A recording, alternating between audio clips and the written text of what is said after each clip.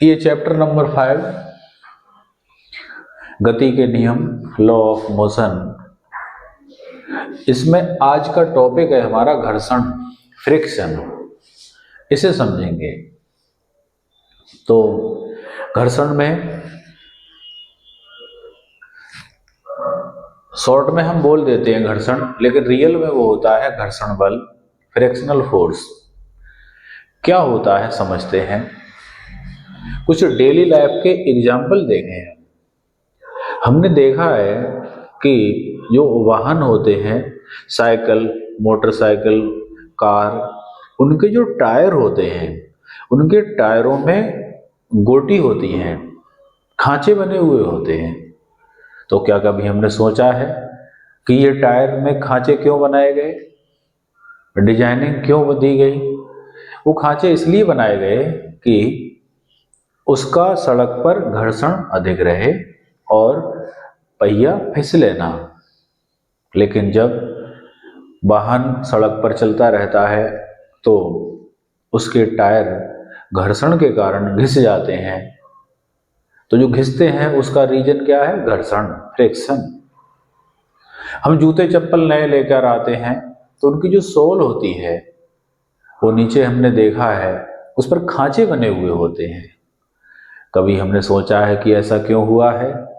वो खांचे इसलिए बनाए गए जिससे कि हमको चलने के लिए घर्षण पर्याप्त मिल सके। लेकिन जब चप्पल पुरानी हो जाए तो लोग फिसल जाते हैं, गिर जाते हैं, क्योंकि उसमें जो खांचे होते हैं नीचे के वो घिस जाते हैं और उसमें चप्पल और जमीन के बीच घर्षण बल घट जाता है। इस पर विचार करते हैं कि इसकी क्या दिशा है, कहाँ कार्य करता है, इसी के बारे में हमको एनालाइज करना है। समतल सड़क पर घर्षण कैसे निकालेंगे, तिरछे तल पर घर्षण कैसे निकालेंगे। जब हम पहाड़ पर चढ़ रहे होते हैं तो पहाड़ एक आनत तल है, तिरछा तल है, उस पर घर्षण बल क्या होगा, विचार करते हैं। तो यहाँ एक मैंने ऑब्जेक्ट बनाई जिसका द्रव्यमान है m, और ये ऑब्जेक्ट समतल प्लेन जगह पर रखी हुई है। इस प्लेन जगह को कहा मैंने फर्श मान लिया, फर्श जमीन उस पर रखी है। इस ऑब्जेक्ट को, वस्तु को कोई फोर्स F लगाकर खींच रहा है, बल F लगाकर खींच रहा है। तो अगर वो खींचना बंद कर दे तो ये रुक जाएगी। तो हमने क्या ये भी विचार किया है कभी कि क्यों रुक जाएगी? ये रुकेगी क्योंकि इसको पीछे को कोई खींच रहा है, इसीलिए रुकी। नहीं तो खींचना अगर हम बंद कर दें तो इसे आगे की ओर चलता रहना चाहिए। लेकिन ये रुक गई क्योंकि पीछे की ओर कोई बल कार्य कर रहा है। वो बल कार्य कर रहा है, वो वस्तु और फर्श दोनों के बीच में है, और उसी को ही कहते हैं घर्षण बल। अगर ऑब्जेक्ट रुकी हुई है तो स्थैतिक घर्षण बल, स्टैटिक फ्रिक्शनल फोर्स, इसलिए मैंने ऐसा लगा दिया, मैंने ऐसा हटा दिया, चलो खाली घर्षण बल हो गया। अब इसको डिफाइन कैसे किया जाए? इसे डिफाइन करने के लिए ये ऑब्जेक्ट की जो मोशन हो रही है वो राइट हैंड साइड में हो रही है और घर्षण लग रहा है उसके अपोजिट, और वस्तु और फर्श इन दोनों के जो तल आपस में संपर्क में है वो कहलाएंगे संपर्क तल, कॉन्टैक्ट प्लेन।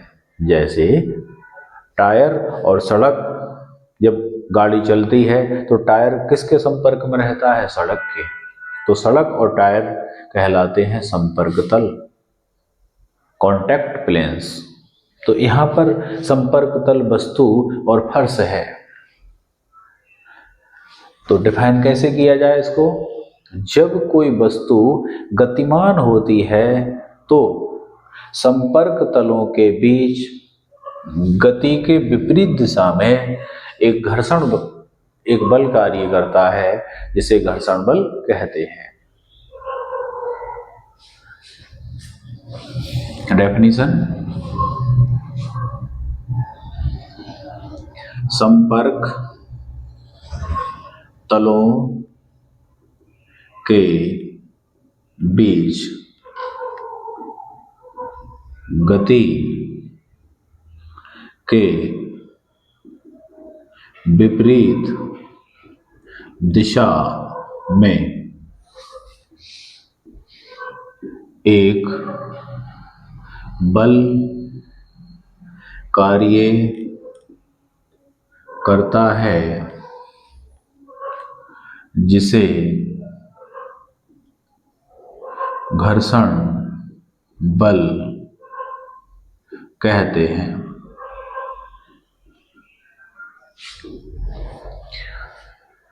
ये भी एक बल है, एफ से प्रदर्शित करेंगे, स्मॉल एफ से लिख देंगे। जिस बल से हम खींच रहे हैं वो कहलाएगा बाह्य बल, एक्सटर्नल फोर्स, ये कहलाएगा बाह्य बल। जो अपोजिट लग रहा है घर्षण बल, वो स्मॉल एफ से लिख दिया मैंने, ये है घर्षण बल। तल जितना खुरदरा होगा उतना घर्षण अधिक होगा, चिकना तल होगा उस पर घर्षण कम होगा।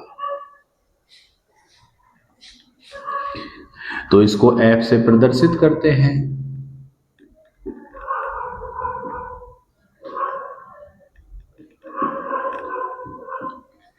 एग्जाम्पल कहां कहां लगता है? Example number 1, motorcycle motor car के टायर और सड़क के बीच लगने वाला घर्षण। मोटर साइकिल और मोटरसाइकिल के टायर और सड़क के बीच घर्षण बल। एग्जाम्पल नंबर 2, हमारे जूते चप्पल होते हैं, स्टार्टिंग में हमने बताया जूते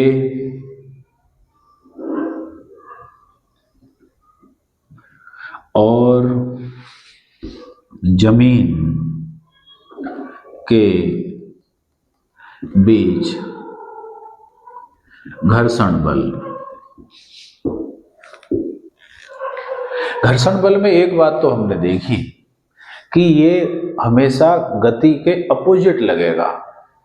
ये इसका जो इसकी क्वालिटी है, ये मूल बात है इसकी ध्यान रखने की कि जिधर को वस्तु मोशन करेगी उसके अपोजिट लगेगा।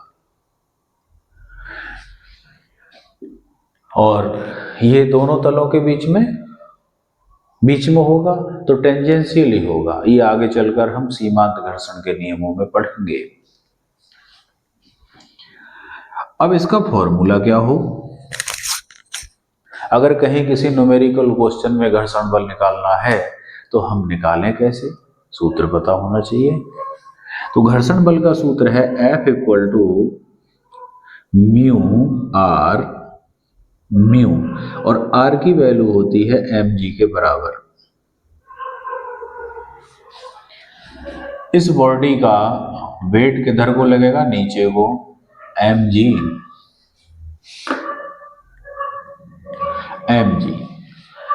वेट नीचे लगेगा तो जमीन इस पर रिएक्शन फोर्स लगाएगी ऊपर को, प्रतिक्रिया बल वो ऊपर को होगा R इक्वल किसके है? mg के।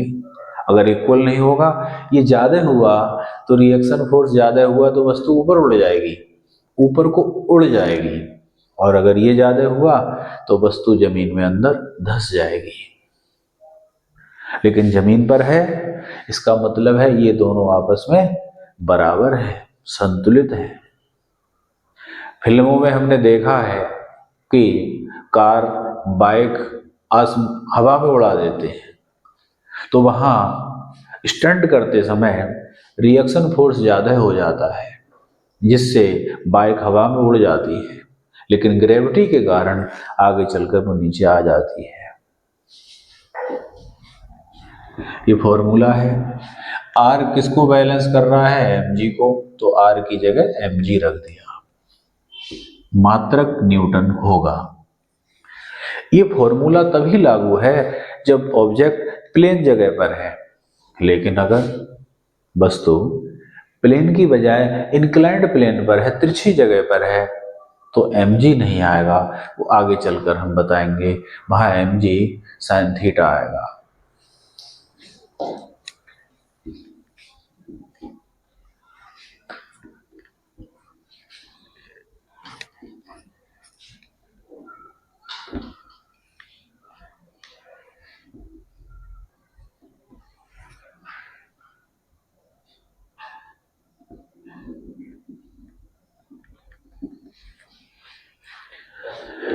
अब घर्षण के टाइप्स ऑफ फ्रिक्शन कि एक आखिर होता कितने प्रकार का है। तो घर्षण बल 3 प्रकार का है। नंबर 1, स्थैतिक घर्षण बल।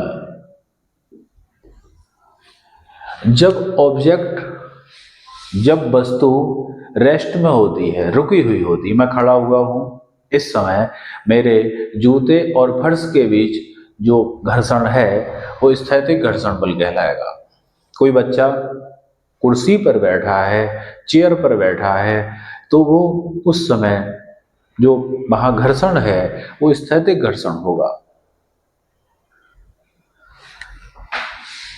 तो इसकी डेफिनेशन क्या होगी कि जब वस्तु विराम अवस्था में होती है, रेस्ट में होती है, तो संपर्क तलों के बीच जो घर्षण होता है उसे स्थैतिक घर्षण बल कहते हैं।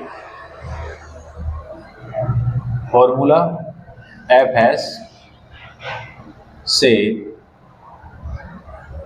प्रदर्शित करते हैं। फॉर्मूला वही होगा Fs equal to mu mg। वहां m और g तो जानते हैं, द्रव्यमान और गुरुत्वीय त्वरण, लेकिन ये एक अक्षर और आ रहा है म्यू, यहां मैंने s लगाया, s फॉर स्टैटिक। स्टैटिक माने स्थैतिक, जब वस्तु रुकी हो। तो जो म्यू है, इस म्यू एस को कहते हैं घर्षण गुणांक।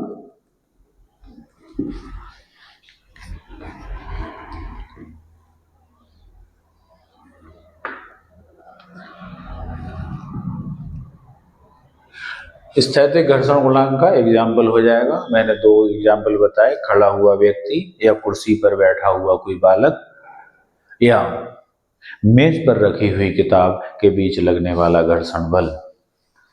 दूसरा ये होता है सीमांत घर्षण बल। सीमांत घर्षण बल, टर्मिनल फ्रिक्शनल फोर्स।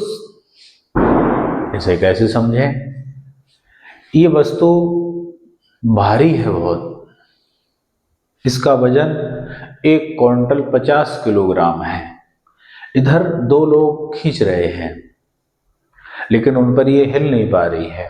एक व्यक्ति और आया और वो इस को खींचने लगा, तो वस्तु बिल्कुल चली नहीं, लेकिन खींचने वाली अवस्था में है। 3 लोग इसको चला नहीं पा रहे हैं, चलाने की अवस्था में है। अगर एक व्यक्ति और आ जाए तो ये वस्तु चलने लगेगी। तो जब किसी ऑब्जेक्ट पर बाह्य बल लगाने पर ऑब्जेक्ट बिल्कुल चलने वाली हो, लेकिन चले ना, बिल्कुल चलने की कंडीशन में आने वाली हो, तो उसको कहते, उस समय जो घर्षण लगेगा वो कहलाएगा सीमांत घर्षण बल।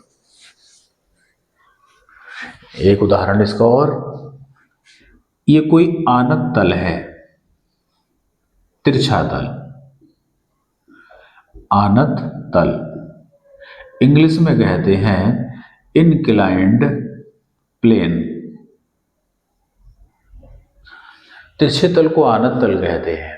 जैसे पहाड़ की चढ़ाई, गेट के बाहर रेलिंग बना लेते हैं, रेलिंग वो जो होती है वो भी हमारा क्या है? आनत तल है। इस पर कोई वस्तु रखी है, उसका द्रव्यमान है m, रुकी हुई है। अगर इस वाले किनारे को थोड़ा और ऊपर उठा दिया जाए तो ये वस्तु बिल्कुल फिसलने वाली हो जाती है, और थोड़ा सा और ऊपर उठा दिया जाए तो फिसलने लगती है। तो फिसलने लगे उतना ना उठाओ, इतना उठाओ कि बिल्कुल फिसलने की कंडीशन में आ जाए। उस समय इस पर अपोजिट डायरेक्शन में जो घर्षण लगेगा, फ्रिक्शन लगेगा, वो कहलाएगा सीमांत घर्षण बल। तो ये होता है सीमांत घर्षण बल। इसका एक एग्जाम्पल मैं यहां करके दिखा सकता हूं। यह एक बॉक्स रखा है बुक के ऊपर, इस समय रुका हुआ है, प्लेन है, ये प्लेन तल पर रखा है। और संपर्क तल क्या कहलाएंगे? इसका ये तल और बुक का तल ये कहलाएंगे संपर्क तल। और रुका हुआ है तो ये स्थैतिक घर्षण की अवस्था में है, स्टैटिक फ्रिक्शनल फोर्स। अब मैं इसको अगर तल को तिरछा करता हूं, आनत तल बनाता हूं, तो ये थोड़ा झुकाएंगे रुका रहेगा, थोड़ा और उठाएंगे रुका रहेगा। एक स्थिति में ये चलने की स्थिति में आ जाएगा, इस समय बिल्कुल चलने वाला है। और थोड़ा सा और झुका दूं तो ये चलने लगा। तो चलने से पहले जब ये बिल्कुल चलने वाला था, उस समय जो घर्षण लग रहा होगा वो घर्षण कहलाएगा इस सीमांत घर्षण बल। जब ये चलने वाला होगा तो उस समय का घर्षण कहलाएगा सीमांत घर्षण बल।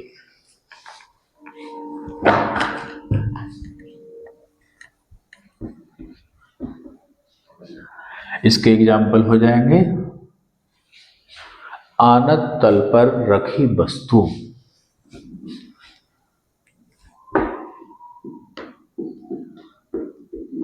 आनत तल पर रखी वस्तु।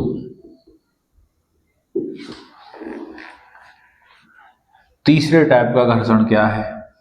तीसरे टाइप का है गतिक घर्षण बल।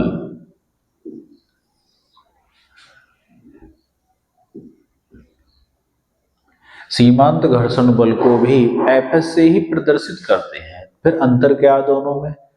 जब वस्तु को हम खींचते हैं, चलाने के लिए फोर्स लगाते हैं, तो घर्षण बढ़ता है, और खींचते हैं घर्षण और बढ़ता है। और जब वस्तु चलने लगती है तो घर्षण घट जाता है। तो घर्षण कहाँ तक बढ़ेगा, किस अवस्था तक? सीमांत घर्षण बल तक।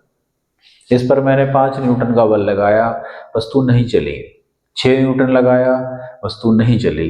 7 न्यूटन लगाया, वस्तु चलने लगी। तो 6 न्यूटन पर जब ये नहीं चली, चलने वाली थी, उस समय जो ये घर्षण होगा अपोजिट डायरेक्शन में, वो क्या होगा? सीमांत घर्षण। तो सीमांत घर्षण स्थैतिक घर्षण से अधिक होता है, और जब वस्तु चलने लगती है तो घर्षण घट जाता है। तो गतिक घर्षण की वैल्यू कम होती है। वस्तु गतिमान हो जाए तो घर्षण घट जाएगा। गतिक घर्षण, काइनेटिक फ्रिक्शनल फोर्स, ये इसकी इंग्लिश है, काइनेटिक फ्रिक्शनल फोर्स। समझेंगे। वस्तु रखी है, स्थैतिक घर्षण, इतना फोर्स लगाओ कि चलने वाली हो जाए, सीमांत घर्षण बल, और फोर्स बढ़ा दो चलने लगे तो गतिक घर्षण। तो जब वस्तु पर बाह्य बल एक स्थिति में बढ़ाते रहने पर वस्तु गतिमान हो जाती है, उस समय जो संपर्क तलों के बीच घर्षण लगेगा उसे गतिक घर्षण कहते हैं। सीधी भाषा में जब वस्तु गतिमान होती है तब उस पर संपर्क तलों के बीच जो फोर्स कार्य करता है उसे घर्षण बल, गतिक घर्षण बल कहते हैं। गतिक की अंग्रेजी काइनेटिक है, तो इसके घर्षण बल में F के सफिक्स में K लगाकर प्रदर्शित करेंगे। इसे एफ के से प्रदर्शित करते हैं। फॉर्मूला इसका भी वही होगा, एफ के इक्वल टू म्यू के एम जी, प्लेन स्थान के लिए, क्षैतिज जगह के लिए ये होगा।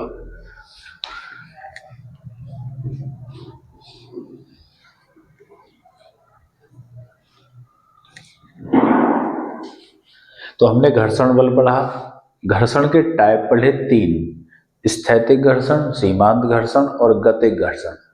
बाद में गतिक घर्षण को पुनः 2 भागों में बांट दिया गया। गतिक घर्षण इसे 2 भागों में बांट दिया गया। नंबर 1 सर्पी घर्षण, नंबर 2 लोटनिक घर्षण। सर्पी और लोटनिक हैं दोनों ही गतिक घर्षण, वस्तु दोनों में गतिमान है, लेकिन एक में खींच के ले जा रहे हैं,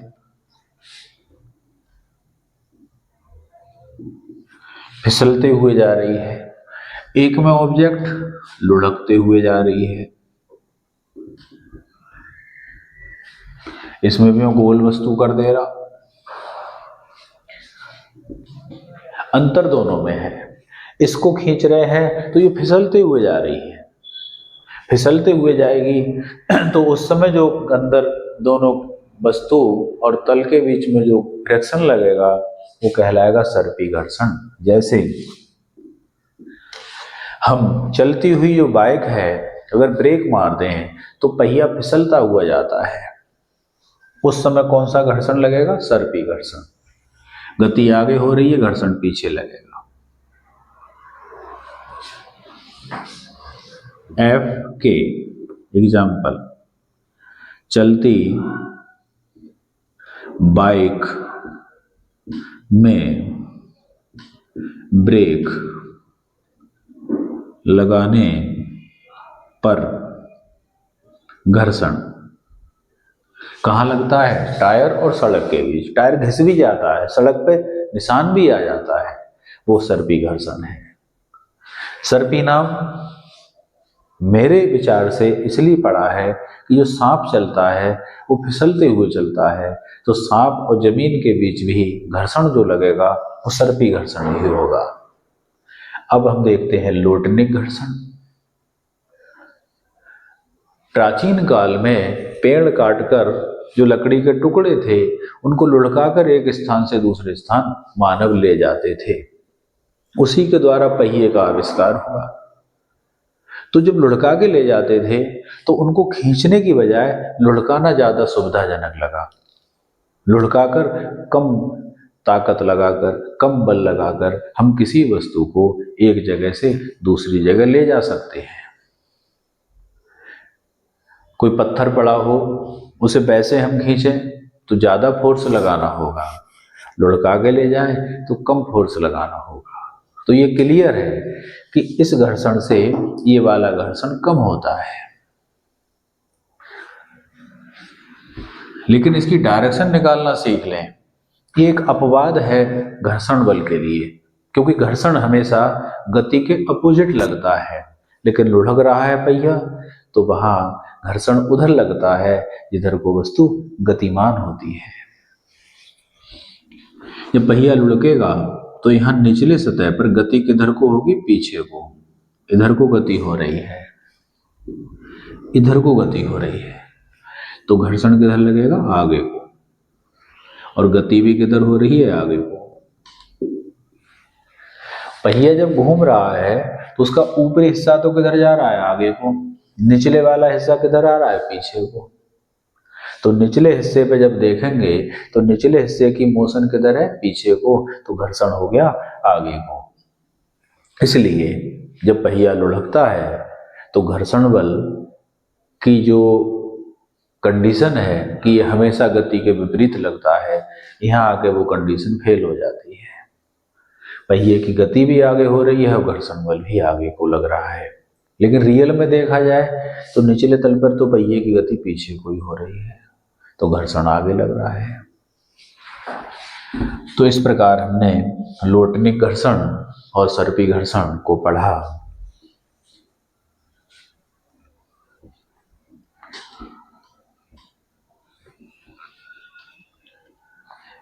अब हम इसमें देखने जा रहे हैं घर्षण कोण।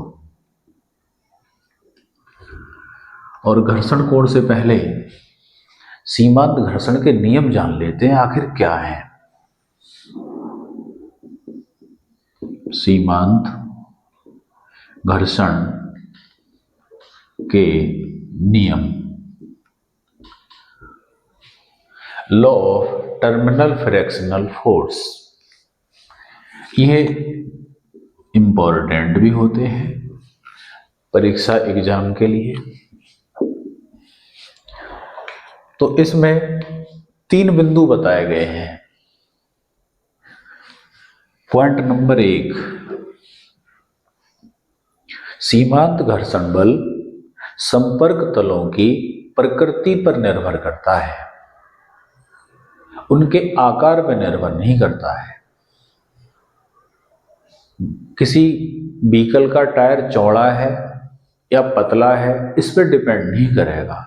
उसके टायर में जो खांचे हैं, गोटी है, वो है या नहीं। अगर वो है तो घर्षण ज्यादा लगेगा, और बिल्कुल चिकना हो रहा है, वो घिस गए हैं, तो घर्षण कम लगेगा। तो घर्षण पहिए के साइज पे डिपेंड नहीं करेगा, उसके नेचर पे डिपेंड करेगा कि उसमें खांचे हैं या नहीं, सड़क चिकनी है या खुरदरी है। तो पहला पॉइंट है सीमांत घर्षण बल संपर्क तलों की प्रकृति पर निर्भर करता है, उनके आकार पर नहीं।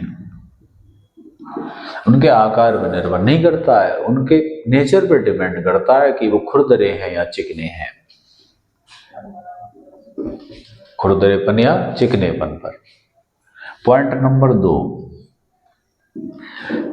घर्षण बल का सेकंड नेचर ये है कि ये हमेशा संपर्क तलों के टेंजेंशियली एक्ट करेगा, अर्थात संपर्क तलों के स्पर्श रेखीय लगेगा। यहां देख रहे हैं, ये फर्श है, नीचे ऊपर वस्तु है, तो इनके बीच में जो स्पर्श रेखा होगी उसी के दिशा में घर्षण बल कार्य करेगा। एक साइकिल का पहिया है, ये साइकिल का पहिया है, ये आगे को लुढ़कता हुआ जा रहा है, ये जमीन है, सड़क है, तो घर्षण बल जो लगेगा वो टायर और सड़क के बीच स्पर्श रेखीय होगा। लुढ़कते हुए पहिए पर घर्षण बल आगे की ओर लगेगा, क्योंकि नीचे जो पहिए की गति है वो विपरीत है, पीछे की ओर हो रही है। तो घर्षण बल कैसे लगेगा? स्पर्श रेखीय, टेंजेंशियली। इसके द्वारा भी देख सकते हैं। यहां ये ऑब्जेक्ट रखी है, तो इसके और इस बुक के दोनों के बीच अगर हम इसे आगे की ओर चलाएंगे, इधर को चलाएंगे, तो घर्षण बल किधर को लगेगा? पीछे को लगेगा, और दोनों के टेंजेंशियली लगेगा, बीच में लगेगा। ये ब्लैक मार्कर दोनों के बीच लगने वाले घर्षण बल को प्रदर्शित कर रहा है।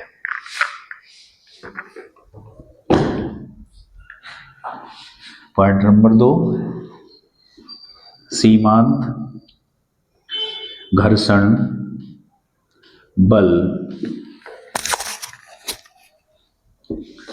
संपर्क तलों के स्पर्श रेखीय होता है।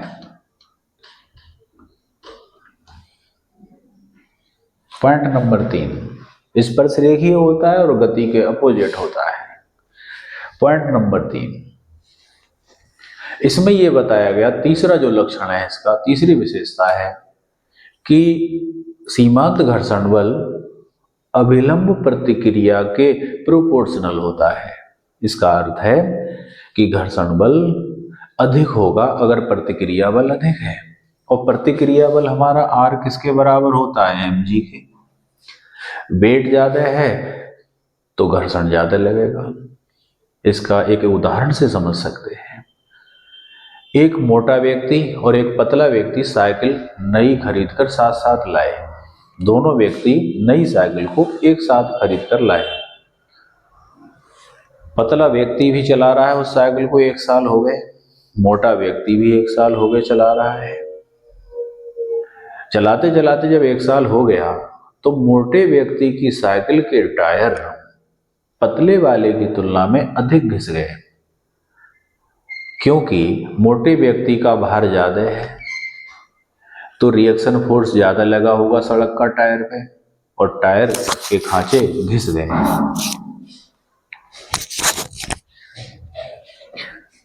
वो तीसरे पॉइंट में बताया गया है। तो तीसरे पॉइंट में कहा गया है सीमांत घर्षण बल अभिलंब,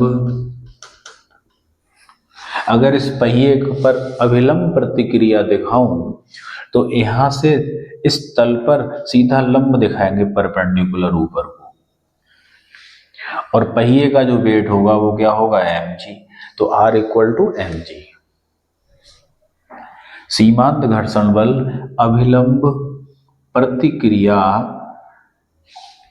बल के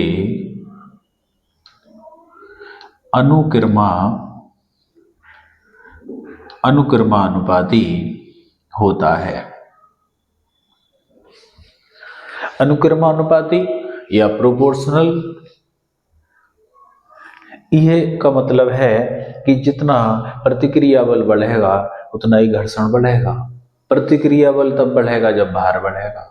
तो भारी व्यक्ति का वाहन जल्दी टायर घिस जाएंगे, हल्के व्यक्ति के साइकिल के टायर धीरे घिसेंगे, कम घिसेंगे। ये सब बताया गया है। घर्षण बल को हम लिखेंगे F प्रोपोर्शनल, और रिएक्शन फोर्स को लिखेंगे R।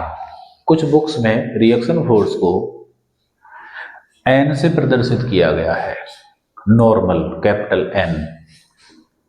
तो Fs = ये हटेगा तो यहां कांस्टेंट आएगा म्यू, और ये R।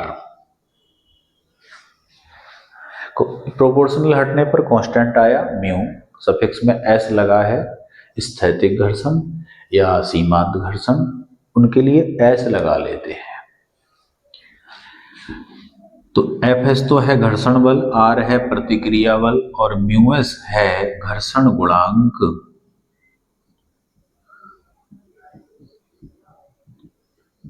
यह है घर्षण गुणांक। जो खुरदरे तल होते हैं उनके लिए घर्षण गुणांक अधिक होगा, जो चिकने तल होंगे उनके लिए घर्षण गुणांक कम होगा। ये बोर्ड बहुत चिकना है, इसके लिए घर्षण गुणांक कम होगा। और कोई दीवार है, ईंटों की दीवार है, खुरदरी है, उसके लिए घर्षण गुणांक अधिक होगा।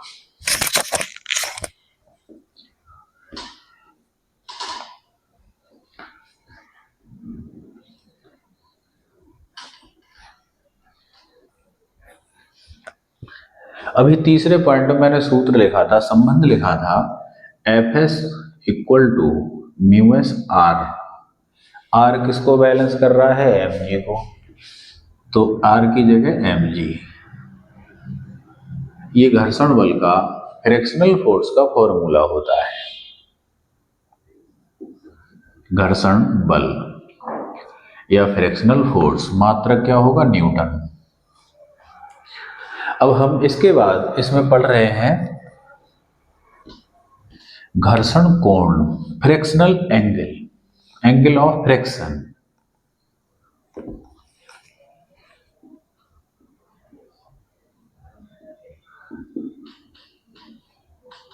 इंग्लिश हो जाएगी एंगल ऑफ फ्रिक्शन। ये क्या होता है, कैसे डिफाइन होना चाहिए? यहां पर इस ऑब्जेक्ट पर 4 फोर्स दिखाए गए हैं, बाह्य बल, वेट, भार, प्रतिक्रिया बल और घर्षण बल। घर्षण बल और प्रतिक्रिया बल का जो रिजल्टेंट होगा, टोटल होगा, वो इनके बीच में कहीं होगा। उसे मैंने किससे लिखा? P से। और ये P इसका टोटल है। इसका इधर से जो एंगल है R के साथ, वो हमने मान लिया थीटा। तो ये एंगल ही कहलाता है घर्षण कोण। अब इसको डिफाइन कैसे करें? डिफाइन ऐसे होगा कि घर्षण बल और प्रतिक्रिया बल का परिणामी बल P, ये रिजल्टेंट है, इसका और इसका परिणामी बल P R के साथ जितना कोण बनाता है, प्रतिक्रिया के साथ जितना कोण बनाता है, उसे घर्षण कोण कहते हैं।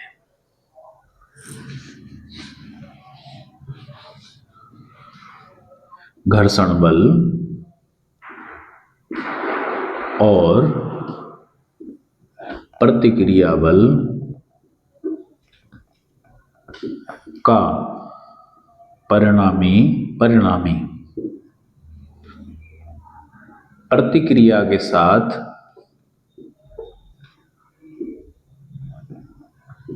R के साथ जितना कोण बनाता है, उसे घर्षण कोण कहते हैं। अब प्रश्न उठता है कि इसका फॉर्मूला कैसे निकालें? तो इससे इस पर एक लंब गिरा दिया और वो लंब इसके पैरेलल है, समांतर है। तो इस भुजा पर मैं लिख सकता हूं Fs, और यहां समकोण त्रिभुज बन गया। समकोण त्रिभुज में tan थीटा का फॉर्मूला लगा दिया। तो tan थीटा का फॉर्मूला होता है लंब बटे आधार।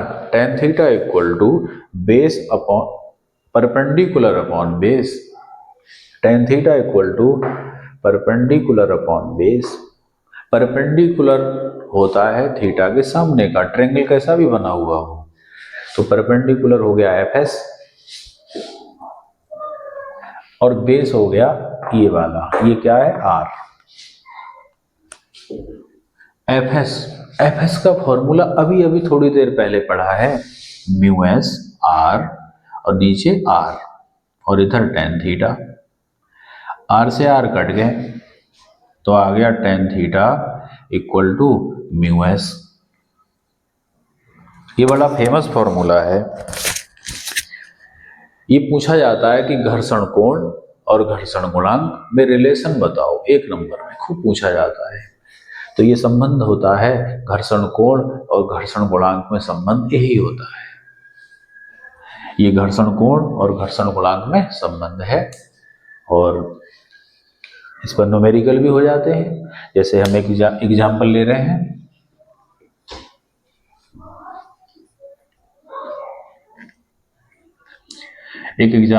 हैं, कि कहीं संपर्क तलों के बीच घर्षण कोण का मान 30 डिग्री है, तो घर्षण गुणांक का मान बताओ। तो घर्षण गुणांक लिखेंगे μs बराबर tan थीटा। μs बराबर tan थीटा की वैल्यू क्या लगाएंगे? 30। tan 30 की वैल्यू रखेंगे 1/√3। तो घर्षण गुणांक हो जाएगा μs बराबर 1/√3। चाहे तो इसकी वैल्यू रख सकते हैं 1.73, पॉइंट हटाएंगे 2 जीरो और 173 से 100 को भाग करेंगे, बार नहीं जाएगा, पॉइंट लगा के 0, 5 बार गए, 5 तिया 15, 5 सत्ते 35 और 1 36, 5 एकम 5 और 3 8, 235, 135, 135 बचे।